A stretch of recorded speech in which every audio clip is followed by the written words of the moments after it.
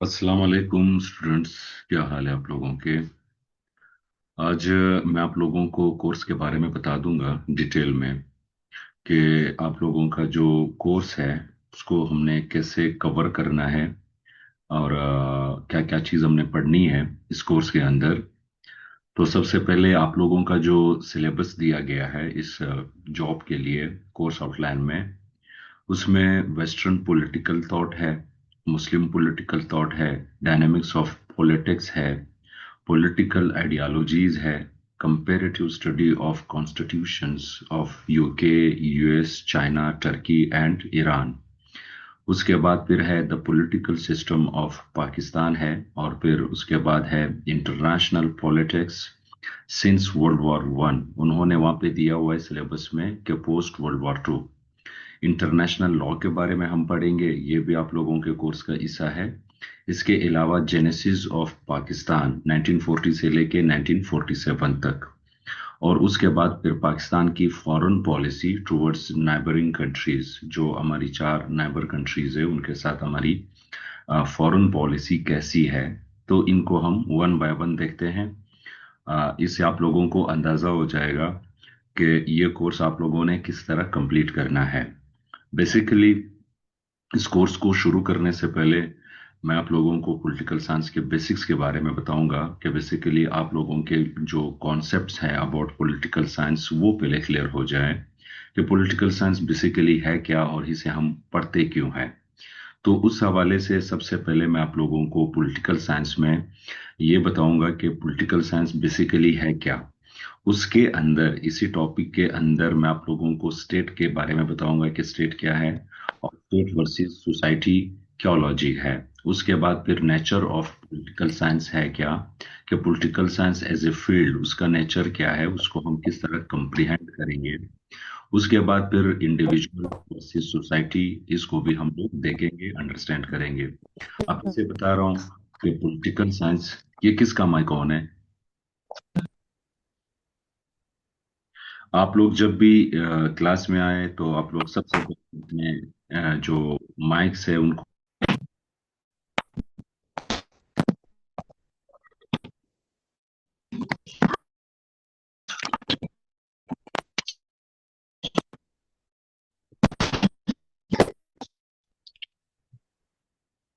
अच्छा तो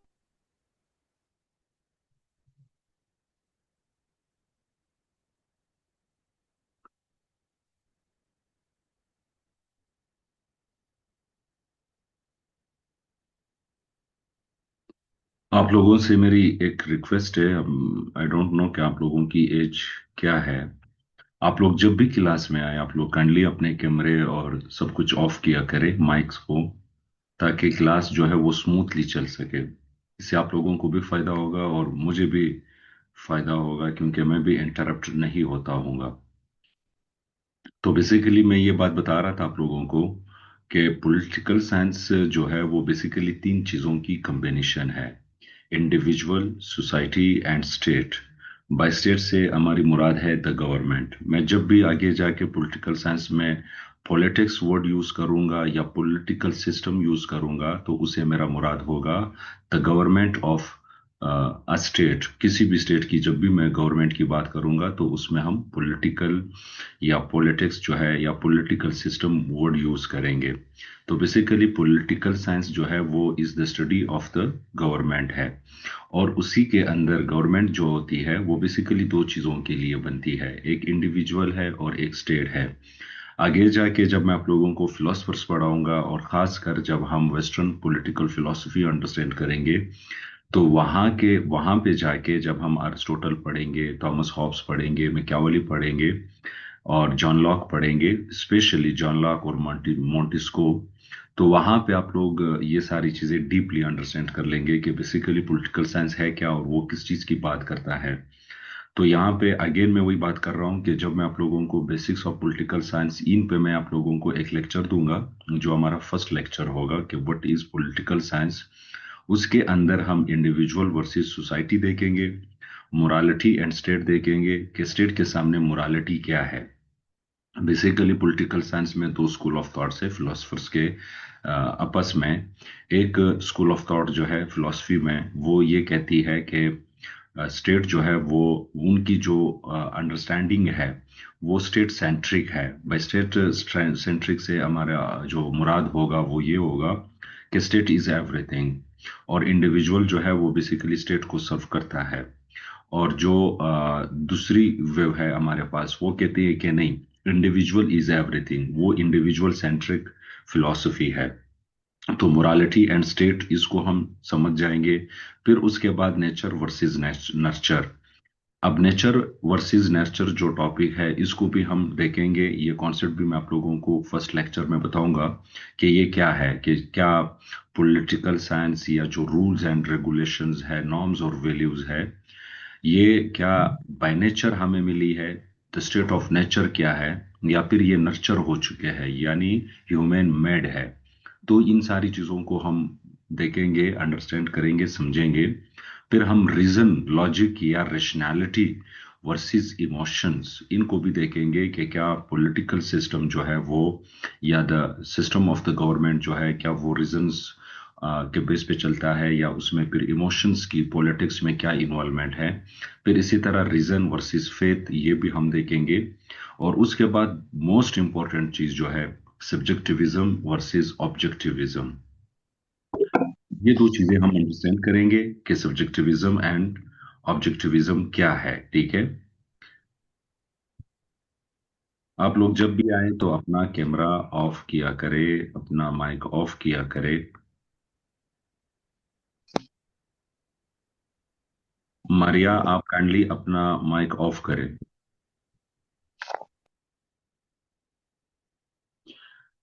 इसके हवाले से मैं बता रहा था, सब्जेक्टिविज्म वर्सेस ऑब्जेक्टिविज्म। तो ये बहुत डीप फिलॉसफी है, और आपकी पूरी फिलॉसफी जो पॉलिटिकल थॉट्स है हमारे, उसमें हम इस चीज को समझेंगे कि सब्जेक्टिविज्म दुनिया में क्या है। ये बेसिकली द आप इस तरह समझे कि it is the basis of knowledge, कि नॉलेज बेसिकली कैसे ओरिजिनेट हुआ है दुनिया में। जो फिलोसफर्स सब्जेक्टिविज्म की बात करते हैं, उनकी क्या राय है, उनकी क्या अंडरस्टैंडिंग है about the nature of human beings, about the nature of politics, about society. और जो ऑब्जेक्टिविस्ट्स हैं, वो क्या समझते हैं। बेसिकली यहाँ पे मैं सिर्फ इतना बताऊंगा कि जो सब्जेक्टिविज्म है, वो बेसिकली ये जो स्कूल ऑफ थॉट है, ये समझता है कि नॉलेज जो है, या जो हमारी अंडरस्टैंडिंग्स है, वो बेसिकली इमोशन लेस नहीं होते। यानी हमारी जो अटैचमेंट्स होते हैं, उसी के बेस पे हमारे अंडरस्टैंडिंग्स बनते हैं। जो ऑब्जेक्टिविज्म है, वो कहते हैं कि नॉलेज जो है वो फैक्ट बेस्ड है। यानी ये basically the scientific study of knowledge है। और यहां से हम मुराद लेंगे कि the scientific study of political science, वो ऑब्जेक्टिविज्म होगा। यानी बेसिकली पॉलिटिकल साइंस को अंडरस्टैंड करने के लिए जो स्कूल ऑफ थॉट्स है, जो थीरीज है, जो इसकी बेसिक्स है, वो हम देखेंगे, कोशिश करेंगे। जो ऑब्जेक्टिविस्ट स्कूल ऑफ थॉट्स है, वो कहते हैं कि इसको हम साइंटिफिक बेसिस पे पढ़ेंगे। अब आप लोगों से मैं सिर्फ इतना पूछता हूं, सिर्फ माइंड में रखें, क्वेश्चन नहीं है, कि क्या इंसानी दिमाग को हम साइंटिफिकली स्टडी कर सकते हैं? क्या हम पॉलिटिक्स को साइंटिफिकली स्टडी कर सकते हैं? क्या हम सोसाइटी को साइंटिफिकली स्टडी कर सकते हैं या नहीं? ये बहुत डीप क्वेश्चन है, क्योंकि इंसानी दिमाग साइंस की तरह नहीं है, नेचुरल साइंसेस की तरह नहीं है, मैथ की तरह नहीं है कि आप इसको 2+2=4 कंसिडर कर देंगे। तो फिर क्या पॉलिटिक्स को फैक्ट्स बेस हम कैसे अंडरस्टैंड करेंगे? और जो सब्जेक्टिविज्म है, वो ये कहती है कि रैशनैलिटी दुनिया में पॉसिबल नहीं है। बेसिकली ये हमारी इंटरनल जो अंडरस्टैंडिंग्स है ऑफ द थिंग्स, वही हमारी रियलिटी को ओरिजिनेट करते हैं, कंस्ट्रक्ट करते हैं। तो ये भी मैं आप लोगों को थोड़ा समझाऊंगा फर्स्ट लेक्चर में। फिर उसके बाद सेकुलरिज्म वर्सेस रिलीजन या रिलीजियस स्टेट। अब स्टेट की भी दो कॉन्सेप्ट्स हैं। फिर जब हम इस्लामिक स्कूल ऑफ थॉट्स पढ़ेंगे या इस्लामिक फिलॉसफी पढ़ेंगे, तो उसमें फिर हम देखेंगे कि रिलीजन स्टेट को कैसे देखता है। और जो इस्लाम का कॉन्सेप्ट है, complete code of life, complete code of life से हमारी जो मुराद है वो यही है कि आपकी जो इंडिविजुअल लाइफ है वो सिर्फ और सिर्फ इबादत पे या आपकी अकीदात पे नहीं है मुबनी, बल्कि आपकी इकोनॉमिक लाइफ, आपकी पॉलिटिकल लाइफ, यानी एवरी स्फेयर ऑफ लाइफ जो है वो रिलीजन उसको गाइड करता है। इसलिए ये वर्ड आया है कि ये जो सेंटेंस है ये आया है कि कंप्लीट कोड ऑफ लाइफ है। तो इसको भी हम देखेंगे। फिर जब हम ओरिजिन ऑफ स्टेट देखेंगे और ट्रीटी ऑफ वेस्टफेलिया पढ़ेंगे 1648 में, तो वहां पे ये जो क्रिश्चियनिटी थी डिवाइडेड थी बिटवीन कैथोलिक्स एंड प्रोटेस्टेंट्स, तो उनके दरमियान 30 इयर्स वॉर होती है और उस वॉर के बाद ट्रीटी ऑफ वेस्टफेलिया होती है। और उस वॉर के बाद, उस ट्रीटी ऑफ वेस्टफेलिया के बाद, जो मॉडर्न आज आप लोगों को पाकिस्तान, इंडिया, अमेरिका नजर आ रहे हैं, ये स्टेट्स ओरिजिनेट हो गए। और अब इन स्टेट्स में उन्होंने रिलीजन को पॉलिटिक्स से दूर कर दिया, तो उसमें ये सेकुलरिज्म वाला कॉन्सेप्ट आता है। फिर उसके बाद इन्हीं दो कॉन्सेप्ट्स को मद्देनजर रखते हुए हम कॉन्सेप्ट ऑफ द पावर को समझेंगे कि द कॉन्सेप्ट ऑफ पावर क्या है, रिलीजियस स्टेट उसको किस नज़र से देखता है और सेकुलर स्टेट उसको किस नज़र से देखता है। फिर उसके बाद ये बेसिक्स कॉन्सेप्ट्स में सिर्फ आप लोगों के हवाले से, बेसिक कॉन्सेप्ट्स के हवाले से ये 2 3 4 5 लेक्चर्स तक मैं दूंगा। ये लेक्चर्स हमारे सिर्फ और सिर्फ इन चीज़ों पे होंगे। और उसके अलावा इसमें गवर्नमेंट क्या है और उसके उसके अर्गन्स क्या है, एग्जीक्यूटिव, लेजिस्लेचर एंड जुडिशरी को हम अंडरस्टैंड करेंगे। और ये आप लोगों को पता होगा कि एग्जीक्यूटिव जो है वो बेसिकली लॉ को इम्प्लीमेंट करती है, लेजिस्लेचर जो है वो लॉ मेकिंग बॉडी है, जुडिशरी जो है वो रिव्यू ऑफ द लॉ करती है। ये मैं आप लोगों को 1 बाय 1 डिटेल में इस पे एक प्रॉपर लेक्चर दूंगा। फिर उसके बाद हम फॉर्म्स ऑफ गवर्नमेंट देखेंगे कि गवर्नमेंट की कितनी फॉर्म्स बन सकती है, फेडरेशन स्टेट्स कौन से होते हैं, कन्फेडरेशन क्या है, इसी के अलावा यूनिटरी फॉर्म ऑफ गवर्नमेंट क्या है। तो ये सारी चीजें हम इस लेक्चर में फिर अंडरस्टैंड करेंगे। फिर इवोल्यूशन ऑफ द स्टेट कैसे वजूद में आया, ट्रीटी ऑफ वेस्टफेलिया पे हमारी बात आके रुक जाएगी, शुरू होगी ग्रीक सिटी स्टेट से भी पहले, फैमिली से, इंडिविजुअल से। तो इनको भी हम देखेंगे। पब्लिक ओपिनियन पॉलिटिकल साइंस में कई दफा इस पे क्वेश्चन आया है, इसको हम समझेंगे। और फिर मैं आप लोगों को एक लेक्चर सॉवरेनिटी पे दूंगा कि सॉवरेनिटी क्या होती है, अथॉरिटी क्या होती है, इसको हम कैसे समझेंगे। और इसके अंदर फिर हम देखेंगे जो वेस्टर्न या यूरोपियन कॉन्सेप्ट ऑफ सॉवरेनिटी है वो क्या है, और इस्लामिक कॉन्सेप्ट ऑफ सॉवरेनिटी क्या है, उसको भी हम समझेंगे। तो ये बेसिकली आप लोगों के कोर कॉन्सेप्ट्स होंगे पॉलिटिकल साइंस के हवाले से, जिसमें आप लोग पॉलिटिकल साइंस के नेचर को अंडरस्टैंड करेंगे।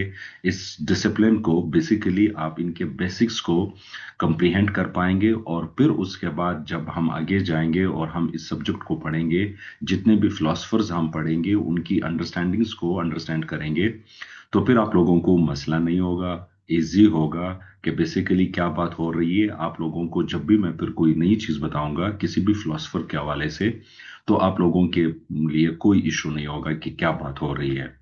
उसके बाद फिर आप लोगों का जो सिलेबस है उसमें आप लोगों का आता है वेस्टर्न पॉलिटिकल थॉट।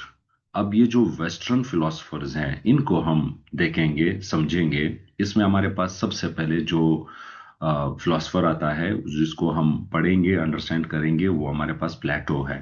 फिर उसके बाद अरिस्टोटल है। प्लेटो जो था वो सुकरात का या सुकरेट्स का डिसिपल था, शागिर था। लेकिन सुकरात ने कभी भी जिंदगी में कोई बुक शुक नहीं लिखी थी। उसकी थॉट्स जो थी वो सिर्फ लेक्चर देते वक्त अपनी थॉट्स के बारे में मतलब बातें करता था। और उसका शागिर्द प्लेटो था, तो प्लेटो ने फिर सुकरात की जो बातें हैं उस पर उसने डीपली काम किया है। अरिस्टोटल जो था वो फिर प्लेटो का शागिर्द था। तो इन दोनों को हम डीपली अंडरस्टैंड करेंगे। ये बात याद रखिए कि प्लेटो जो है वो बहुत ज्यादा आइडियल है। फिर मैं आप लोगों को आइडियलिज्म और लिबरलिज्म के बारे में भी बताऊंगा कि वो थॉट्स क्या है और किस तरह फिर वो स्टेट को देखते हैं। अरिस्टोटल जो है वो हमारे पास एक रियलिस्ट है। तो अभी से आप लोगों के जेहन में ये चीज होनी चाहिए कि रियलिज्म क्या है और लिबरलिज्म क्या है। इन दोनों को आगे जाके जब मैं आप लोगों को ये फिलोसफर्स पढ़ाऊंगा तो आप लोगों को ज्यादा डीपली इनकी जो फिलोसफीज है वो समझ आना शुरू हो जाएंगी। फिर इसी तरह हमारे पास थॉमस हॉब्स है। ये आप कह ले कि ये और मिक्यावली जो है ये फाउंडर्स ऑफ रियलिज्म है। ये दोनों स्टेट को किस नजर से देखते हैं और स्टेट को किस तरह अंडरस्टैंड करते हैं, इसको भी हम डीपली देखेंगे, समझेंगे। ठीक है। इसके अलावा फिर हमारे पास पाकिस्तान स्टडीज की क्लास? ये तो हमारी पॉलिटिकल साइंस की क्लास है असद साहब। वो तो अलग क्लास है मेरी। फिर इसके अलावा जो हमारे पास आता है John Locke. John Locke liberalism का फाउंडर भी है, और उसकी पॉलिटिक्स के बारे में, गवर्नेंस के बारे में क्या स्कूल ऑफ थॉट्स थे, वो भी हम डीपली अंडरस्टैंड करेंगे। मैकियावेली पढ़ेंगे, रूसो पढ़ेंगे, मोंटेस्क्यू पढ़ेंगे। ये सेपरेशन ऑफ पावर्स जो मैंने ऊपर बताया, जुडिशरी, एग्जेक्टिव, और उसके अलावा जो आपकी जुडिशरी है, ये कॉन्सेप्ट बेसिकली मॉन्टेस्क्यू ने दिया था। सेपरेशन ऑफ पावर उसने दिया था। ये सेपरेशन ऑफ पावर क्यों आया है, क्यों हम इसको इनको पॉलिटिकल साइंस में पढ़ते हैं, स्टेट और पावर्स और नॉर्म्स और लॉ दुनिया में किस तरह डेवलप्ड हो गए, किस तरह बनाए गए और क्यों बनाए गए, इंसानों ने स्टेट्स क्यों बनाए, सोसाइटी क्यों बनाई, क्या नीड्स थी, और फिर एक इंडिविजुअल क्या चाहता है, और पावर उस पर कितना इम्प्लीमेंट होना चाहिए। ठीक है। For example Thomas Hobbes, John Locke ये कहेंगे कि पावर को फुल टाइम जो है वो स्टेट के पास सॉवरेनिटी और अथॉरिटी होनी चाहिए, ताकि वो पीस जो है वो ला सके। अगर अथॉरिटी डिवाइड होती है तो फिर पीस लाना मुश्किल हो जाता है, लेकिन जॉन लॉक उसकी टोटली अगेंस्ट जाएगा। इसी तरह मैं आप लोगों को एक और फिलोसफर पढ़ाऊंगा, उसका नाम है इमैनुअल कांट। कांट भी हम पढ़ेंगे, वो भी लिबरलिस्ट था। उसके क्या थॉट्स थे, थिंकिंग्स थे। और उसके अलावा फिर हम जॉन स्टुअर्ट मिल भी पढ़ेंगे, वो मैंने यहाँ पे नहीं डाले हैं, तो वो फिलोसफर्स भी हम देखेंगे, पढ़ेंगे। फिर उसके बाद हम कार्ल मार्क्स पढ़ेंगे। कार्ल मार्क्स के बारे में आप लोगों ने सुना होगा कि he is the founder of communism, और सोशलिज्म और कम्युनिज्म का आप लोगों ने नाम सुना होगा। रशिया में 1917 अक्टूबर में जो बोल्शेविक रिवॉल्यूशन आया था, तो फॉर द फर्स्ट टाइम दुनिया की हिस्ट्री में कम्युनिज्म जो था वो रशिया में लाया गया, एक रिवॉल्यूशन के जरिए से। तो वो कार्ल मार्क्स की जो आइडियाज है, वो क्या समझता है, वो पॉलिटिक्स को किस नज़र से देखता है, इकोनॉमी को किस नज़र से देखता है, उसको भी हम डीपली देखेंगे। फिर उसके बाद 1949 में चाइना में सोशलिज्म आया। Socialism is the first stage of communism. तो वो भी मैं आप लोगों को जब मार्क्स समझाऊंगा तो मैं सोशलिस्ट और कम्युनिस्ट जो आइडियाज है वो भी हम डीपली देखेंगे। फिर उसके बाद कार्ल मार्क्स की जो आइडियोलॉजी थी, वो मतलब to some extent you can say कि वो एक तरह से एक इकोनॉमी वाले फैक्टर पे बहुत ज्यादा फोकस्ड थी। तो उसको ओवरऑल लाने के लिए, उसको कंप्रिहेंड करने के लिए हमारे पास ग्रामशी आते हैं। तो ग्रामशी ने एक थ्योरी दी थी, द थ्योरी ऑफ हेजमोनी। इसलिए हम ग्रामशी को न्यू मार्क्सिस्ट कहते हैं। तो इसको भी हम समझेंगे। फ्रांसिस फुकुयामा पढ़ेंगे, उसकी एक किताब थी, पहले आर्टिकल था, फिर बाद में उसने उस पर किताब लिखी, फुकुयामा ने, द एंड ऑफ हिस्ट्री। और द एंड ऑफ हिस्ट्री जब कोल्ड वॉर खत्म हुआ तो उसके बाद ये बुक आई थी, उसको भी हम अंडरस्टैंड करेंगे। फिर उसके बाद सार्ट्रेस एग्जिस्टेंशियलिज्म। एग्जिस्टेंशियलिज्म मैं आप लोगों को पढ़ाऊंगा कि ये क्या है, ह्यूमन नेचर कैसे काम करता है, और हम अपने नॉर्म्स, वैल्यूज, रियलिटी अपने अंदर से, अपने इनेट जो मैकेनिज्म है हमारा, उसे हम कैसे जनरेट करते हैं। उसके बाद फिर हमारे पास है मुस्लिम पॉलिटिकल थॉट। मुस्लिम पॉलिटिकल थॉट में हमारे पास है अल मवर्दी। इसको हम समझेंगे कि ये बंदा क्या था, इसने मॉडर्न मुस्लिम स्टेट का कॉन्सेप्ट कैसे दिया, कैसे इस बंदे ने काम किया है, बहुत इंटरेस्टिंग है। इसको हम डीपली अंडरस्टैंड करेंगे। अल गजाली को हम डीपली पढ़ेंगे, अल फाराबी पढ़ेंगे, इब्न खल्दून पढ़ेंगे, इब्न खल्दून की पूरी फिलॉसफी को अंडरस्टैंड करेंगे। उसकी जो मशहूर किताब है मुकदमा, और मुकदमा का मतलब है कि the introduction of the state या रूल्स ऑफ द स्टेट। तो उसको हम देखेंगे वो किस तरह बयान करता है। इब्न खल्दून जो है वो वर्ल्ड सिस्टम थ्योरी से, उसकी थ्योरी बहुत मिलती है। और वो हम देखेंगे कि राइज एंड फॉल कैसे होता है कौमों का या नेशंस का। तो इब्न खल्दून को पढ़ेंगे। फिर उसके बाद हमारे पास अल्लामा मोहम्मद इकबाल साहब है, इसको हम पढ़ेंगे कि इकबाल की क्या फिलॉसफी थी एक मुस्लिम स्टेट की। फिर इकबाल को हम कैपिटलिज्म से भी कंपेयर करेंगे, कम्युनिज्म से भी कंपेयर करेंगे, डेमोक्रेसी से भी कंपेयर करेंगे। फिर इकबाल की क्या फिलॉसफी थी जो बेसिकली इस्लामिक फिलॉसफी है। इसके अलावा मैं आप लोगों को जमालुद्दीन अफगानी भी पढ़ाऊंगा। जमालुद्दीन अफगानी में मैं आप लोगों को उसकी जो पैन इस्लामिज्म है, पैन इस्लामिज्म की आइडियोलॉजी को हम डीपली अंडरस्टैंड करेंगे, जिससे फिर आगे जाके ये पॉलिटिकल थॉट्स जो है इनको पढ़ने में भी फिर आपको आसानी होगी कि इनका पॉलिटिकल थॉट्स क्या है। बेसिकली जो जो आप लोगों को आज दुनिया में नजर आ रहा है वो सारा के सारा वेस्टर्न है। वेस्टर्न ओरिजिनेटेड थॉट्स है, डेमोक्रेसी भी वेस्ट से है, बाकी जितने नॉर्म्स और वैल्यूज है दुनिया के या ग्लोबलाइजेशन के, तो वो western culture, western thoughts, western political system basically इस टाइम ग्लोबल बन चुका है, यानी वर्ल्ड वाइड वो इम्प्लीमेंट हो चुका है, लेकिन उसमें बहुत ज्यादा प्रॉब्लम्स है, बहुत ज्यादा रेजिस्टेंस है। इसमें अगर आप लोगों ने फिर हंटिंगटन पढ़ा, द क्लैश ऑफ सिविलाइजेशन, ये उसकी बहुत इंटरेस्टिंग किताब है, तो उसमें वो भी यही बात करते हैं कि जो वेस्टर्न ओरिजिनेटेड आइडियाज है, चाहे वो गवर्नमेंट की हो, चाहे वो कल्चर के हवाले से हो, या फिर मॉडर्नाइजेशन के हवाले से हो, तो उसको दुनिया में किस तरह रेजिस्टेंस मिल रहा है और आगे जाके दुनिया किस तरफ जाएगी, ये हम देखेंगे। मुस्लिम पॉलिटिकल थॉट सारे पढ़ेंगे। फिर आप लोगों के सिलेबस में डायनेमिक्स ऑफ पॉलिटिक्स है। डायनेमिक्स मींस मोमेंट और change. So the dynamics of politics means the changing interaction between political actors, institution and ideas such as power and authority, political actors, political institutions, etc. Dynamics of politics जब मैं आप लोगों को पहला lecture दूंगा, या फिर हम ओवरऑल देखेंगे कि दुनिया किस तरह इवॉल्व हुई है बाय पॉलिटिकल सिस्टम्स। ये जो मॉडर्न स्टेट्स यहाँ पे आए हैं, जो मॉडर्न इंस्टीट्यूशंस बने हैं, पॉलिटिकल एक्टर से हमारी मुराद वो लोग जो इंटरनेशनल सिस्टम के अंदर गवर्नेंस में रोल प्ले कर रहे हैं, चाहे वो इंस्टीट्यूशंस हो या चाहे वो इंडिविजुअल्स हो, वो हमारे पास पॉलिटिकल एक्टर्स है। तो जब हम अथॉरिटी और पावर और political actors in political institutions जब हम पढ़ेंगे, हमारे पास पॉलिटिकल इंस्टीट्यूशन जो है वो आपके पास जुडिशरी, एग्जीक्यूटिव, आपका जो लेजिस्लेचर है, ये सारी चीजें पढ़ेंगे तो डायनेमिक्स ऑफ पॉलिटिक्स आप लोगों को समझ आ जाएंगे। फिर उसके बाद पॉलिटिकल आइडियोलॉजीज, जो दुनिया में बहुत ज्यादा प्रेविलिंग पॉलिटिकल आइडियोलॉजीज है, वो हमारे पास ये चार पांच पॉलिटिकल आइडियोलॉजीज है। इसमें मैंने लिबरलिज्म लिखा है, लिबरलिज्म के नीचे मैंने डेमोक्रेसी एंड कैपिटलिज्म लिखा है। ये मैं आप लोगों को डीपली समझाऊंगा। अभी से इतना याद रखे कि बेसिकली लिबरलिज्म की थ्योरी के अंदर ही डेमोक्रेसी एंड कैपिटलिज्म आता है। लिबरलिज्म का जो पॉलिटिकल साइड है, जो पॉलिटिकल आइडियोलॉजी वो प्रमोट करती है लिबरलिज्म, वो बेसिकली डेमोक्रेसी है। तो आप लोग ये कहेंगे कि democracy is the by product of liberalism, और जो लिबरलिज्म इकोनॉमिक सिस्टम को प्रमोट करता है उसको हम कैपिटलिज्म कहते हैं। अब इन दोनों को हम अलग अलग भी समझेंगे कि डेमोक्रेसी क्या है, कैपिटलिज्म क्या है।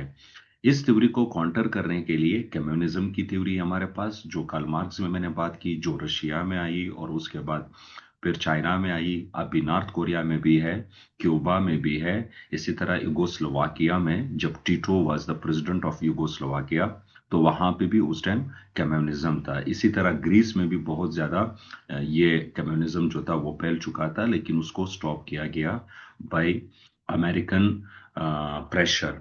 तो उसके अलावा फ्रांस में, यूके में, अमेरिका में भी कम्युनिज्म बहुत डीपली इवॉल्व हुआ था, लेकिन वो उस तरह नर्चर नहीं हुआ। तो ये जो पॉलिटिकल आइडियोलॉजीज है, इनके ऊपर फिर आपके गवर्नेंस के स्ट्रक्चर्स बनेंगे। इस टाइम दुनिया में अमेरिका सुपर पावर है, अमेरिका एक लिबरल कंट्री है, इसलिए जो डेमोक्रेसी अमेरिका प्रमोट करती है दुनिया में, उसको हम लिबरल डेमोक्रेसी कहते हैं। उससे पहले भी लिबरल डेमोक्रेसी थी, क्योंकि जब बरतानिया सुपर पावर थी तो बरतानिया भी एक लिबरल कंट्री थी। तो लिबरल डेमोक्रेसी वो डेमोक्रेसी है जो लिबरलिज्म की आइडियोलॉजी के बेस पे डेमोक्रेसी प्रमोट की जाती है। इसी तरह सोशलिस्ट डेमोक्रेसी भी है, लेकिन वो डेमोक्रेसी जो है वो सोशलिज्म की होगी। ये पॉलिटिकल आइडियोलॉजीज हम पढ़ेंगे। फिर उसके बाद हम कंपैरेटिव स्टडी ऑफ कॉन्स्टिट्यूशंस पढ़ेंगे। आप लोगों के सिलेबस में यूके है, यूएस है, चाइना है, टर्की है और ईरान है। तो the constitution of America, United Kingdom constitution, constitution of the people's republic of China, PRC, ये हम पढ़ेंगे, ये इनका ऑफिशियल नाम है। इसी तरह constitution of the Republic of Turkey हम पढ़ेंगे, constitution of the Islamic Republic of Iran हम पढ़ेंगे। ठीक है, ईरान कब इस्लामिक रिपब्लिक बना?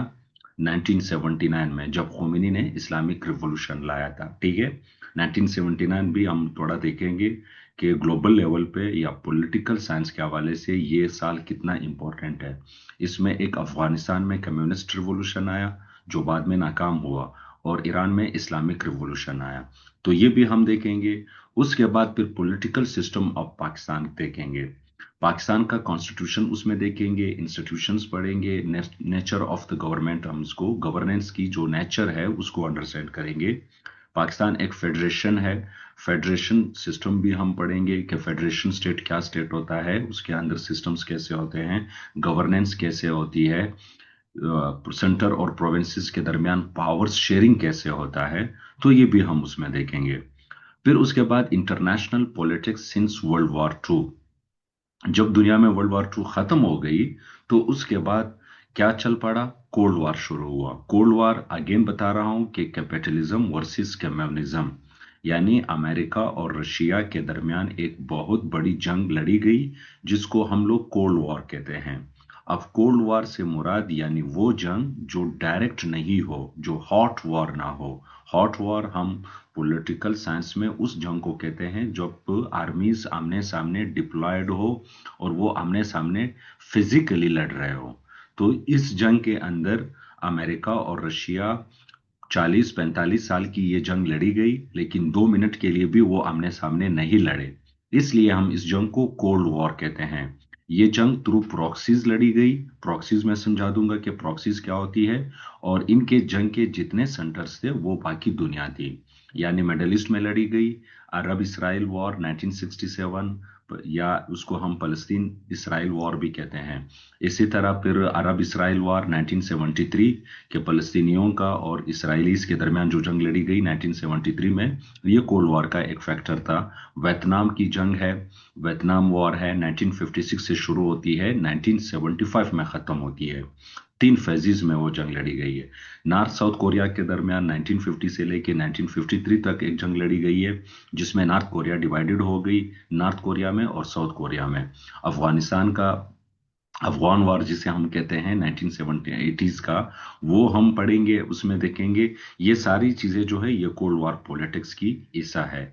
तो दुनिया 2 ब्लॉक्स में तकसीम हो गई, उसको हम ब्लॉक्स पॉलिटिक्स भी कहते हैं, कि कैपिटलिज्म और कम्युनिज्म किस तरह ये सिस्टम चला रहे थे। तो international politics during cold war किस तरह इवॉल्व हुए, और फिर यूनिलेटरल, यानी अमेरिका यूनिपोलर एक पावर बनी, और दुनिया के अंदर सिर्फ यूनिपोलर वर्ल्ड ऑर्डर बना। यूनिपोलर से मुराद यानी दुनिया का एक सुपर पावर, बाइपोलर से मुराद दुनिया के 2 सुपर पावर। कोल्ड वॉर में दुनिया बाइपोलर थी, अब दुनिया यूनिपोलर है।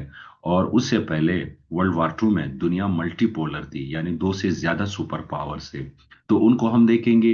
इंटरनेशनल लॉ के बारे में हम पढ़ेंगे कि इंटरनेशनल लॉ क्या है, उसके बेसिक्स मैं आप लोगों को बता दूंगा। और इसमें बेसिकली हम the nature of international law को देखेंगे कि इंटरनेशनल लॉ बेसिकली क्या है, क्या वो एक्चुअल लॉ है, क्या वो रियल लॉ है या नहीं है। तो ये हम उसके देखेंगे। Subjects of the international law पढ़ेंगे कि इंटरनेशनल लॉ के सब्जेक्ट्स क्या है, किस किस चीज पे इंटरनेशनल लॉ अप्लाई होती है। आप लोगों के ज़हन में तो इस टाइम सिर्फ और सिर्फ स्टेट्स आ रहे होंगे कि इंटरनेशनल लॉ स्टेट्स के लिए होगी, लेकिन उसके बाकी भी सोर्सेज है, सब्जेक्ट्स है जिन पे इंटरनेशनल लॉ जो है वो अप्लाई होती है। फिर उसके बाद सोर्सेज ऑफ इंटरनेशनल लॉ हम पढ़ेंगे कि इंटरनेशनल लॉ बनती कैसी है, उसके सोर्सेज क्या है। तो ये बहुत इंटरेस्टिंग टॉपिक है, अच्छा टॉपिक है। इसको मैं आप लोगों को थोड़ा डिटेल में समझाऊंगा, पढ़ाऊंगा। उसके बाद हमारे पास है जो नेक्स्ट स्लाइड है, वो है हमारे पास I think genesis of Pakistan. Genesis से मुराद मेकिंग ऑफ पाकिस्तान। अब पाकिस्तान अफेयर्स में उन्होंने सब पिछला जो हिस्सा है 1957 से लेके 40 तक कुछ भी नहीं दिया है, उन्होंने 1940 दिया हुआ है। अब 1940 आप लोगों ने लाहौर रिजोल्यूशन का नाम सुना होगा। लाहौर रिजोल्यूशन जो है वो बेसिकली यहां से पाकिस्तान मूवमेंट शुरू होती है। और ये भी याद रखें कि लाहौर रिजोल्यूशन में या करारदाद पाकिस्तान में, इसको करारदाद पाकिस्तान भी कहते हैं, इसमें पाकिस्तान की बात नहीं की गई है, लेकिन यहाँ पे वर्ल्ड वॉर 2 शुरू है। वर्ल्ड वॉर 2 1939 से लेके 1945 तक चली है, 6 साल चली है। और इसमें 6 से 8 करोड़ लोग मरे हैं।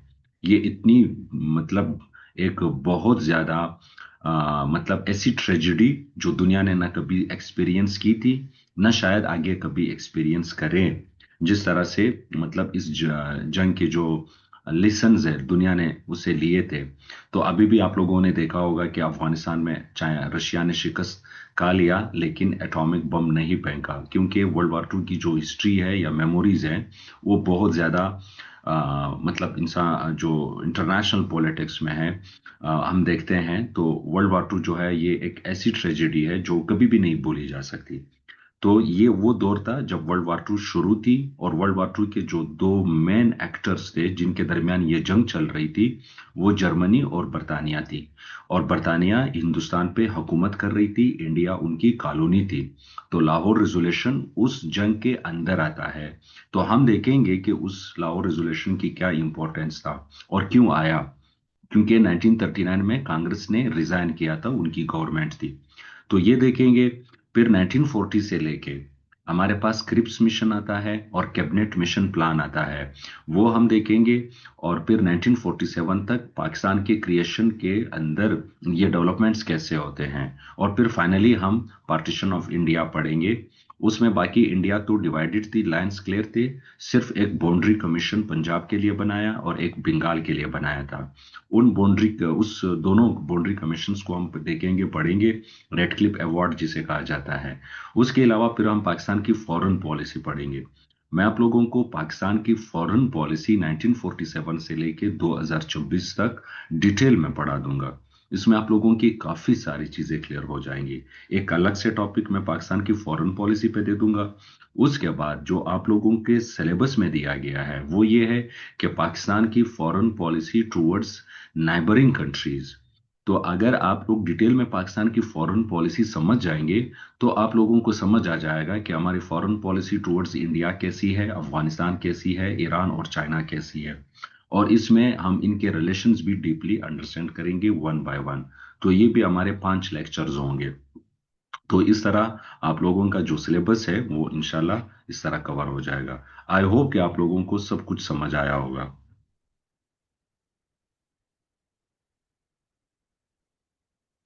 असद उसकी टाइमिंग वो क्लास बहुत आगे जा चुकी है। फिर मैं आपको बता दूंगा किसी और क्लास में, मैं फिर इंशाल्लाह आपको ऐड कर दूंगा। ईद के बाद हम एक और भी क्लास शुरू कर रहे हैं ऑनलाइन।